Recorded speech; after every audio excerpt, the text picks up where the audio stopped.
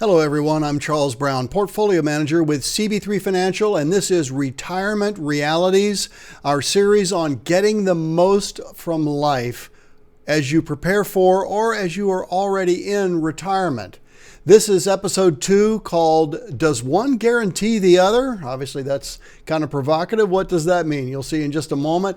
Reminding you folks that might not know about our other educational series, we have quite a few of them. If you haven't registered on YouTube, please subscribe to us. Also click the bell and you'll get updated when we upload either our current news and events series or our educational, what we call evergreen series that you can watch anytime. We also tweet on Twitter pretty much every day, and then we're on Facebook and we're also on LinkedIn. But glad to have you with us. Really pleased that you're joining us for this series tonight. So when people say to me, so what is it like to be retired? Well, we interviewed literally, and when I say we, Dr. Dave Gursky and I, who I'm calling Dr. Dave, interviewed literally dozens of people who were trying to figure out what they wanted. How could they not just quit their job and basically, I don't want to say play shuffleboard because that's stereotypical, but how could they continue to have significance? You know, you go to a cocktail party and people would tell me this and they'd go, well, so what do you do? Well, I do so-and-so and so-and-so. Well, what do you do? Well, actually, I'm retired. Oh, well, what do you do? And it's almost like, well, hey, wait a minute. That doesn't mean that's all of who I am. Is that all your interest in me? And we found this out in our interviews. I haven't had that yet because spoiler alert, I don't know when I'm going to retire, if ever. Why? Because I love what I'm doing. I mean, and that's really the whole essence of this program. Retirement is not a destiny. Retirement is preparing yourself to not be encumbered to a job that might not be bringing you the fulfillment that you want. Whereas retirement basically means, again, not changing a whole complete set of activities, but basically having the financial and the psychological preparation to enjoy what's life in store for you when you're not reporting to the man, so to speak, or the woman. Let's be equal here. So we interviewed these people, and the insights that we got were just really astounding and surprised us. We then poured over the recording. So we recorded these sessions, and then Dr. Dave and I listened to hours and hours and hours. And we came back to this one question: does one guarantee the other? If I work longer, will I live longer? That's an interesting question. If I save more, will I have enough? Well, the issue with that is they're all subjective terms. Okay, working longer doesn't mean working smarter. Living longer doesn't necessarily mean living better. Okay, so obviously health plays a component in this, but mental health drives physical health, at least based on my psychologist friend, Dr. Dave. So does one guarantee the other? Well, there are no guarantees in this life, but what we do know from experience, and certainly from interviewing people in this book and researching the material, is that the best way to prepare is to prepare in multiple aspects. Your financial life, your psychological life, maybe your geographical life. I mean, in my case, I'm in my upper 60s and we just moved to Nashville, Tennessee. We have a lot of reasons for doing so, which I may cover at another time, but there might be a move in your future, either towards children or grandchildren, or maybe to a place where the climate or the political environment is just a place where you want to be. But all of those sorts of things, our previous generation, our parents, just didn't think in those terms. Their jobs tended to be what defined them. And when they quit those jobs and got the gold pen or the gold watch, whatever it was, in many ways their identity was lost.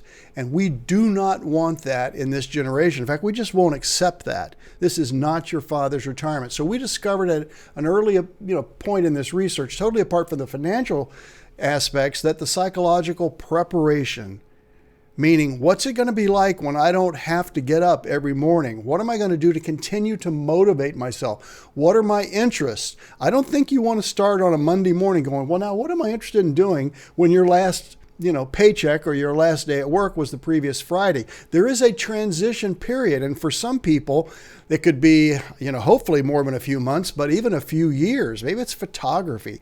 Maybe it's traveling. Maybe it's painting. Maybe it's music. Okay, that's a good thing to do. But the goal of our program here is to make your retirement better. Again, sharing the research with you that we've learned. So our parents basically retired to find adventure. They wanted to travel. They wanted to do things they couldn't do when they were working.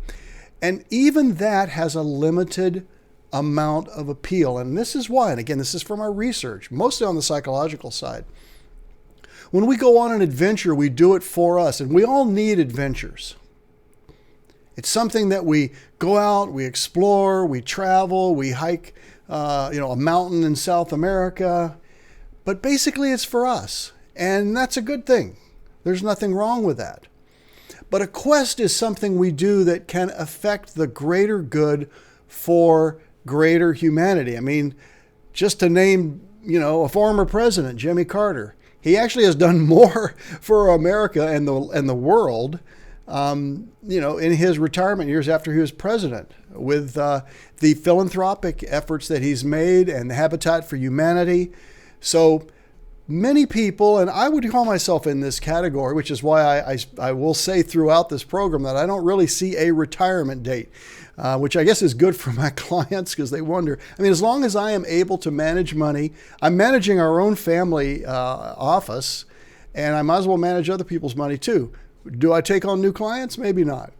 If you quit a job and decide that's it and you've retired, maybe there's some habits that you'll change. I understand that. But I think it's more than just seeking the next adventure. It's probably finding a quest that gives you fulfillment. And I think, and Dr. Dave and I found that basically finding something that gives back to the world really is the greatest way to find satisfaction, way better than just a pure adventure. Although it's fun to have both. I get that, okay? So this generation, our generation, is not going to accept anything less than financial and mental wholeness. The mental wholeness I just expressed by finding a quest, something that creates a greater sense of fulfillment as opposed to just a life of pure adventures, okay?